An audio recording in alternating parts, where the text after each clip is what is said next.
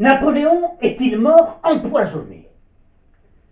C'est la lancinante question que se pose depuis 200 ans et la mort de Napoléon Ier à Sainte-Hélène, le 5 mai 1821, tous les historiens et tous ceux qui s'intéressent à la vie et à la fabuleuse épopée du petit caporal corse, comme le surnommaient ces hommes pendant la campagne d'Italie. Cette question d'un empoisonnement commença à surgir moins d'un an après son arrivée sur cette île inhospitalière, perdue au milieu de l'océan Atlantique Sud, battue par des vents glacials et balayée par d'incessantes averses. Madame Bertrand, l'épouse du grand maréchal Bertrand, en la découvrant, ne mâcha pas ses mots. « C'est horrible !» écrit-elle quelques jours après leur arrivée. « Le diable a scié cette île en volant d'un monde à l'autre. » Elle ne cessera pas de se poser dans le contexte de ce huis clos anxiogène de Longwood, au fur et à mesure que le changement physique qui affectait Napoléon s'accentuait. Le contraste entre le jeune glorieux vainqueur d'Arcole et de Rivoli, à l'allure altière et aux cheveux longs, et l'homme vieilli, ventripotent, aux cheveux rares et courts, était en effet saisissant. Certains portraits le représentent les traits boursouflés et le teint plombé. Ce changement apparaissait aussi dans son caractère et ses attitudes quotidiennes. Même s'il gardait toute son intelligence, il devenait indécis, indifférent et de plus en plus somnolent. Déjà, en 1810, à Gand, lors d'une fête et d'un bal donné à l'hôtel de ville, il s'était endormi sur son trône, ce qui étonna alors beaucoup, sachant qu'il avait jusqu'à présent beaucoup besoin de peu de sommeil pour récupérer. Mais c'était aujourd'hui devenu systématique, et dans la journée, où qu'il se trouvât, il piquait du nez, et personne n'osait le lui faire remarquer. En raison, sans doute, de l'hyperactivité qu'il manifesta toujours, tous ceux qui l'approchaient alors, ou ceux qui vivaient à ses côtés, se persuadèrent bientôt qu'il ne pouvait être que la victime d'un empoisonnement. Mais à Longwood, on se gardait bien de s'exprimer à ce sujet, car tout le monde se méfiait de tout le monde. Emmanuel de Lascaz, l'auteur du mémorial, prenant vite conscience des certitudes qui s'ancraient chaque jour davantage dans l'esprit de ses compagnons d'exil, se chargea de rétablir la vérité. Il écrivit « L'empereur, contre l'opinion commune, celle que j'avais entretenue moi-même, est loin d'avoir une forte constitution. Ses membres sont gros, mais sa fibre est très molle. Avec une poitrine large, il est toujours enrhumé. Son corps est soumis aux plus légères influences. Il est loin d'être de fer comme on l'a cru. C'est seulement son moral. » On l'ignore souvent, mais, en effet, Napoléon n'était pas très bien portant. C'est le moins que l'on puisse dire. Et cela ne datait pas de son arrivée à Sainte-Hélène. Dès son enfance, il connut de multiples problèmes de santé, et c'est même ce qui expliquerait sa petite taille, ses pommettes saillantes et ses joues creuses. Il avait souffert d'une primo-infection, et par la suite, au siège de Toulon, il contracta une dermatose prurigineuse proche sans doute de celle qui affectait Jean-Paul Marat et qui l'obligeait à se gratter souvent jusqu'au sang. C'est la raison pour laquelle, comme l'ami du peuple, il prenait des bains fréquemment. À Sainte-Hélène, son médecin, François Antomarchi, raconte qu'un jour, il saisit sa cuisse gauche et la déchoira avec une espèce de volupté. Les cicatrices s'ouvrent alors et le sang jaillit. Là aussi, ce n'était pas nouveau. En 1810, Jean-Nicolas Corsivard, son médecin personnel, jusqu'à son départ pour Sainte-Hélène, s'efforçait d'atténuer les effets de cette maladie et lui prescrivait des bains d'eau chaude. À ce sujet, Bourrienne racontera qu'il tournait continuellement le robinet d'eau chaude et élevait la température à tel point que je me trouvais dans une atmosphère de vapeur assez épaisse qui m'empêchait de voir clair. Il poursuivra ce traitement à l'excès à Sainte-Hélène et Lascaz rapportera: il s'est oublié 3 heures dans un bain fort chaud et s'est fait une brûlure à la cuisse avec le robinet d'eau bouillante. Il y avait lu 2 volumes. Autre mal dont souffrait Napoléon, les crises d'épilepsie. Durant son enfance, elles furent nombreuses, et lors de sa scolarité à Paris, il reçut un jour comme punition de manger agenouillé. On n'était pas tendre à l'époque, mais une si forte crise le traversa qu'on dut le mettre fin à sa punition. En septembre 1804, Constant, son fidèle domestique, relatera que l'empereur, dans la nuit précédente, avait eu un fort choc nerveux ou une crise épileptique, mal par lequel il était possédé. Et l'année suivante, Talleyrand affirmera à propos de Napoléon: il gémissait et il bavait. Il avait des espèces de convulsions qui cessaient au bout d'un quart d'heure. Napoléon souffrit de bien d'autres maux durant toute sa vie. D'abord, ce que l'on retrouve chez tous les hommes de cette époque passant leur temps à cheval: la constipation et les hémorroïdes. De surcroît, un autre problème va l'importuner sérieusement. Il est atteint de dysurie, ce qui se traduit par une grande concentration de boue dans la vessie et rend les urines peu abondantes et très douloureuses. À la Grande Armée, les troupes en marche sont habituées à le voir souvent descendre de cheval, s'approcher d'un arbre et demeurer longtemps, très longtemps, le front appuyé contre le tronc, les jambes écartées, le tronc légèrement en retrait. C'était la seule circonstance où ces soldats, s'ils passaient à proximité, ne devaient pas lancer leur salut réglementaire: Vive l'empereur! Enfin, on peut noter que sa fameuse position, la main sur l'estomac, dans le gilet, attitude immortalisée par de nombreux peintres, n'était pas fortuite. Elle avait une cause bien précise. Napoléon avait développé de tout jeune un ulcère qui, à la longue, se transforma en cancer de l'estomac. Comme on le voit, Lascaz n'avait pas tort. Son corps était loin, loin d'être de fer.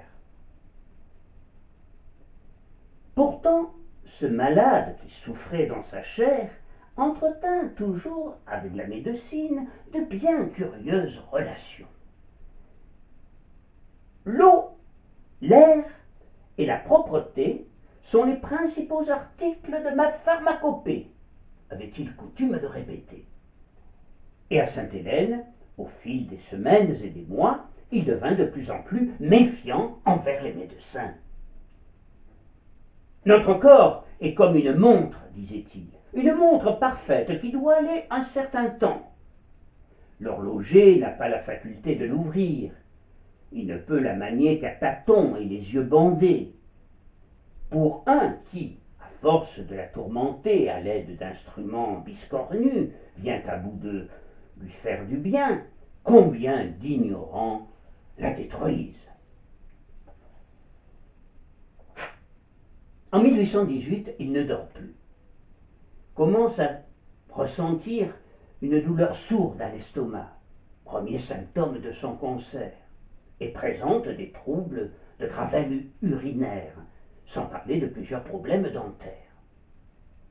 En 1819, il aura une syncope, Mais en septembre, son état de santé général semble un tantinet s'améliorer sous l'effet du traitement recommandé par François Antomarchi à son arrivée dans l'île.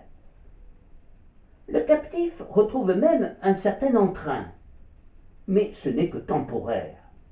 Et c'est à partir de 1820 que son état clinique, alors pléthorique, se dégrade progressivement, notamment sous l'effet de son cancer, au point même qu'en décembre, il constate avec amertume à propos de ses jambes « Il n'y a plus rien, c'est un squelette !» En définitive, il faut bien se rendre à l'évidence. Napoléon était un véritable musée pathologique, pour reprendre l'expression du docteur Costanzo. Le docteur Jacques Di Costanzo est chef du service entérologie à l'hôpital Sainte-Marguerite de Marseille et président de la Société napoléonienne de Marseille. Pour lui, avec ou sans arsenic, calomel ou cyanure, et en dépit des efforts des membres de son entourage et de ses médecins, il serait forcément mort en 1821, à quelques heures ou à quelques jours près des suites de son cancer gastrique et de ses innombrables maladies.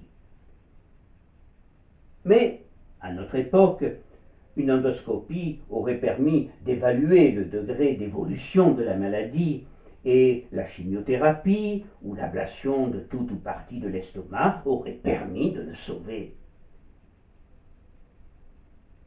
Depuis des années, Jacques Di Costanzo s'efforce de tordre le cou à la thèse de l'empoisonnement.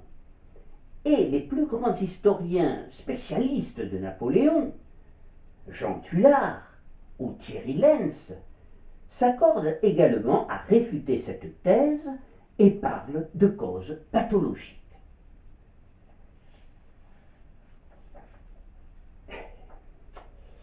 Pourtant, la thèse de l'empoisonnement fut longtemps privilégiée sur celle de la mort naturelle, et plus précisément depuis 1955, celle de l'empoisonnement à l'arsenic, que le raffinement des techniques d'analyse alors employées rendait de plus en plus crédible et qu'accrédita d'ailleurs le grand stomatologue suédois Sten Fortflud. Celui-ci souligna notamment que les symptômes typiques de l'intoxication arsenicale furent décrits avec précision par Marchand, le domestique de l'empereur. Cette thèse de l'empoisonnement à l'arsenic l'emportera presque sur celle de la mort des suites de maladies lorsque Sten Fortflud fit analyser un cheveu de l'empereur que lui remit le commandant Henri Lachoucque, ancien conservateur du musée du château de Malmaison. C'est le professeur Hamilton Smith, directeur du département de médecine légale de l'université d'Édimbourg, qui s'en chargea, et en utilisant une technique d'activation neutronique, il put mettre en présence d'arsenic la présence d'arsenic en évidence, confortant ainsi la thèse de l'intoxication arsenicale de Sten Fortflud. Au début des années 2000, des analyses supplémentaires d'autres cheveux, entreprises par le professeur Pascal Kintz, révélèrent effectivement un fort taux d'arsenic, ce qui conforta l'idée du meurtre de Napoléon. Dans cette hypothèse, toutefois, les premières questions que l'on peut se poser sont les suivantes. Qui donc l'aurait empoisonné? Et dans quel but? Pouvait-il s'agir des Anglais, redoutant toujours que Napoléon ne s'évade et ne regagne la France? Ou bien du maréchal Montholon, impatient d'hériter de Napoléon et de sa femme Albine, si bien qu'ayant été probablement la maîtresse de l'empereur à Sainte-Hélène, avait dû quitter l'île. Et il faut savoir que le descendant direct du maréchal, François de Montholon-Candé, affirmera dans un livre paru en 2000 en collaboration avec le juriste René Maury, que c'est bien le maréchal de Montholon qui empoisonna Napoléon à l'arsenic. Mais la thèse de l'empoisonnement de Napoléon, que ce soit par Montholon ou bien par les Anglais, fut récemment réfutée par la physique nucléaire, avec les résultats d'analyse effectués en 2008 en Italie au moyen d'un réacteur nucléaire par des membres de l'Institut national de physique nucléaire, INFN, des universités de Milan et de Pavie.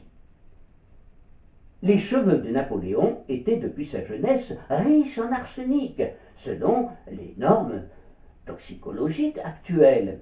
Et c'était aussi le cas d'ailleurs des cheveux de tous les membres de sa famille. Les échantillons examinés dataient de son enfance en Corse, de son exil à l'île d'Elbe, et enfin de ses dernières années à Sainte-Hélène. Ils furent comparés à ceux de son fils, le roi de Rome, prélevés en 1811, 1816, 1821 et 1826, ainsi qu'à ceux de l'impératrice Joséphine. Ces échantillons, provenant du musée napoléonien de Rome, du musée Glauco-Lombardi de Parme et bien évidemment du musée du château de la Malmaison, ont été placés dans des capsules puis insérés dans le réacteur nucléaire de l'université de Pavie, afin de subir un bombardement par les neutrons produits par les réactions de fission nucléaire. Et les chercheurs ont eu la surprise de constater que tous ces échantillons possédaient un taux d'arsenic plus de 100 fois supérieur au taux normal observé de nos jours. La conclusion est sans appel. Napoléon n'est donc pas mort d'un empoisonnement à l'arsenic, n'en déplaise aux descendants de Montholon. Les conditions de vie à l'époque de Napoléon et l'environnement dans lequel on vivait alors, au début du XIXe siècle, conduisaient à l'absorption de fortes quantités de poisons, arsenic et autres, quantités que nous considérerions de nos jours comme dangereuses. Et le taux d'arsenic n'avait donc rien d'exceptionnel en 1821. C'est la raison pour laquelle je pense qu'il faut considérer aujourd'hui, même si un doute subsiste, que la thèse d'une mort naturelle, provoquée entre autres par un cancer à l'estomac, est la plus probable, ce même cancer à l'estomac qui avait enlevé son père d'ailleurs, Charles Bonaparte, en février 1785, à seulement 38 ans. Le corps de Napoléon repose sous le dôme des Invalides depuis 1840, dans un magnifique et imposant tombeau en quartzite rouge, reposant sur un socle de granit vert, œuvre de l'architecte Louis Visconti, et près d'1 300 000 visiteurs venant du monde entier se pressent chaque année pour le voir. Néanmoins, certains auteurs avancent qu'en réalité, le corps de Napoléon ne se trouve pas aux Invalides, et qu'il fut substitué par celui de son maître d'hôtel, Jean-Baptiste Cipriani. Mais ça, c'est une autre histoire que nous aborderons sans doute un jour prochain. Je vous remercie.